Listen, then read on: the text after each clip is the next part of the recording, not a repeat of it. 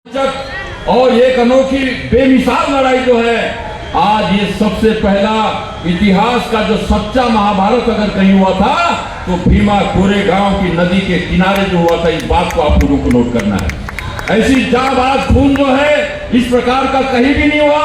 देखिए मराठा राजा जो है हमारे संभाजी महाराज को कत्ल करके फेंक दिया गया। मराठा भाई अपने को छत्री कहते हैं, वीर हैं, और ये तमाम जो है छत्रपति शिवाजी महाराज के वंशज बोलते हैं। लेकिन किसी की हिम्मत नहीं हुई कि जब उसको कत्ल किया गया और पेशवा ब्राह्मणों ने कह दिया कि इसका कोई भी अगर अंतिम संस्कार करेगा तो उसका कत्लेआम कर देंगे, वहां चुपचाप रह गए थे। लेकिन ये केवल जो है गणपत महाराज गोविंद गायकवाड़ नाम का एक जो है जाबाज योद्धा जो था, वो जाबाज योद्धा ने तय किया कि किसी की हिम्मत नहीं हो रही, उसके टुकड़े टुकड़े लेकर उसने सिलाई करके उसका अंतिम संस्कार जो किया उसने।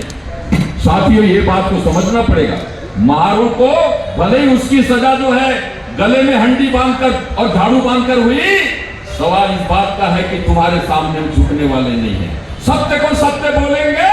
और एक राजा जो संभाजी महाराज जो थे वो हमारे दलितों के, पिछड़ों के, गरीबों के राजा थे, उसको अगर तुमने कत्ल किया तो हम तुम्हारे सामने टकराने के लिए अकेले खड़े हैं। इस बात का जवाब जो हमको देना होगा। ये महारों की बात नहीं है, सवाल इस बात का है कि मराठों को आना था वहां पे तेली भाइयों को आना था, वहां पे सर्व समाज को आना था। लेकिन वहां पे एक जो खड़ा हुआ था वो केवल महार जाति का नहीं था, समझ जाइए। वो एक योद्धा जाबाज था, उसको आप जाति में नहीं कलेक्ट कर सकते।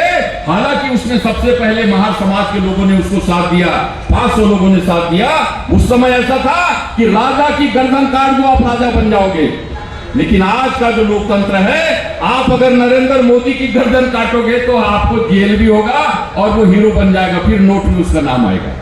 एक तो गांधी जी को गोडसे ने मारा तो आज तक गांधी जी की मूर्ति जो है आज तक नोट पे चल रही है। ये भी हमको समझना पड़ेगा। महात्मा गांधी जी ने आजादी की लड़ाई का सबसे पहले जो है उसको क्रेडिट मिला था।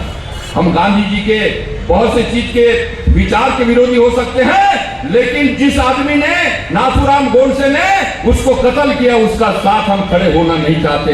इसी बात को हमको कहना पड़ेगा।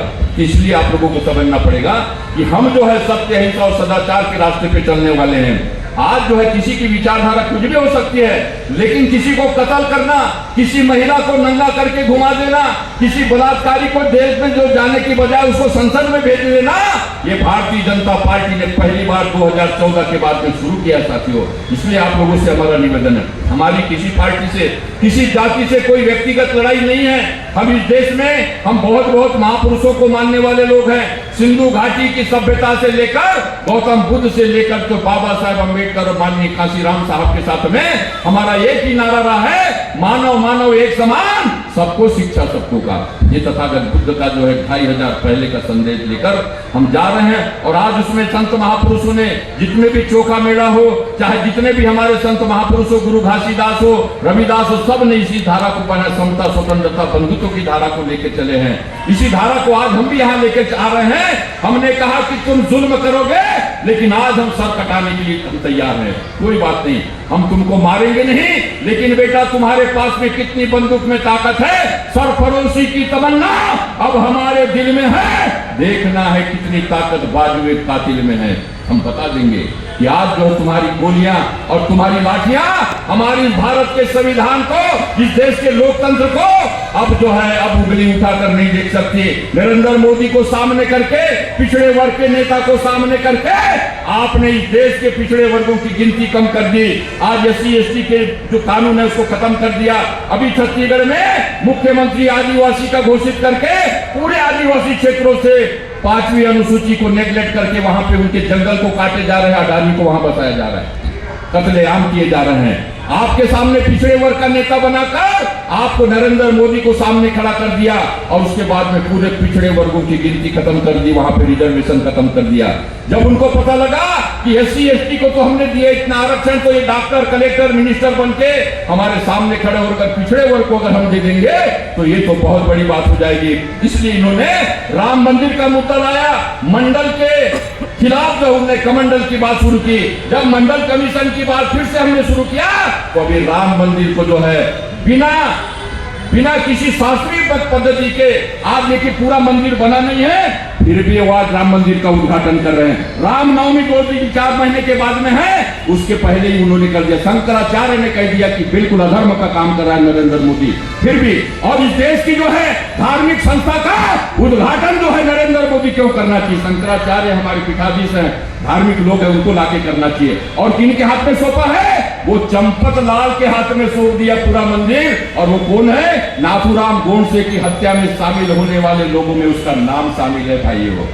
ये नाम राम श्री राम का मंदिर नहीं बन रहा है, ये नाथूराम का मंदिर बन रहा है। इस बात को आपको समझना होगा। इसलिए कृष्ण भगवान ने कहा गीता में, ऐ अर्जुन, तुम्हारे इज्जत को लूटने वाले के दल में तेरा भगवान, तेरा बाप भी बैठा है, तो मारना पड़ेगा।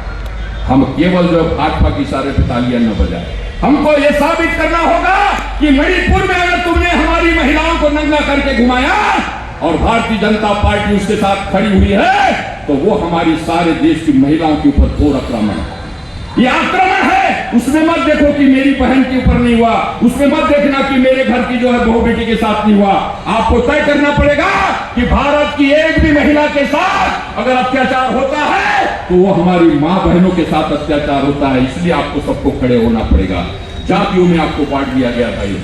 और बहुत बड़ी बात हो रही है इस देश के अंदर, ये आज से नहीं चल रहा है। लोकमान्य तिलक ने भी कह दिया था कि इस देश के अंदर जो है ये पिछड़े वर्गों को रिजर्वेशन और इनको जो है बहुमत का इनकी तो वोट का अधिकार नहीं मिलना चाहिए। उसको गांधी जी ने भी जो है बाबा साहेब अम्बेडकर के सामने 2023 में जब गोलमेज कॉन्फ्रेंस हुआ